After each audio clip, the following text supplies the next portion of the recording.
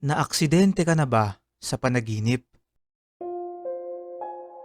Nararanasan natin ang panaginip na to kahit na sa tunay na buhay ay hindi pa tayo nakakapagmaneho ng sasakyan. Ayon sa article na nilabas ng Shot Eye, meron daw itong tatlong magkakaibang ibig sabihin depende sa kung paano ka na aksidente.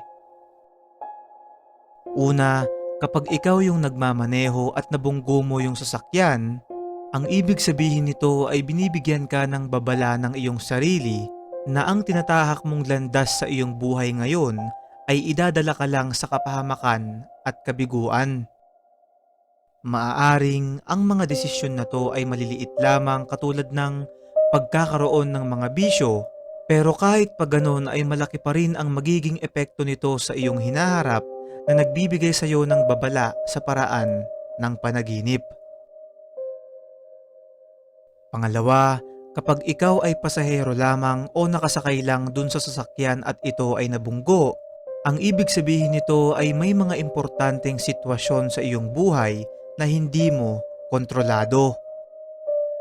Gaya ng panaginip na to na nakasakay ka lamang at kayo ay naaksidente, ay hindi mo kontrolado yung manibela ng inyong sinasakyan na siyang nagdala sa iyo sa kapahamakan.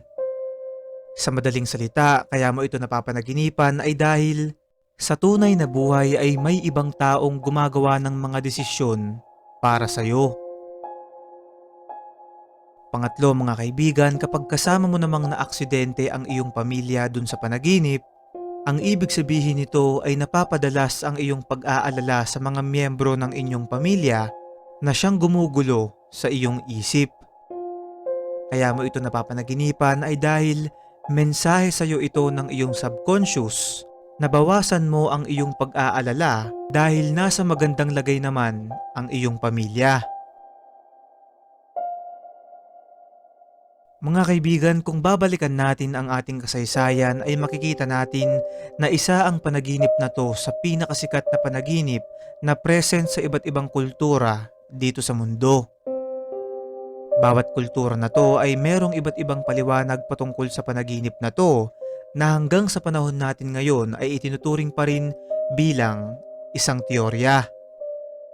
Yan ay dahil sobrang tanda na ng ating mundo at wala talagang nakakaalam ng totoo dito sa mundo nating punong-puno ng hiwaga.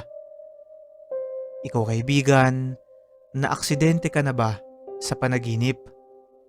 I-comment mo sa baba ang iyong karanasan at magkakasama natin itong pag-usapan.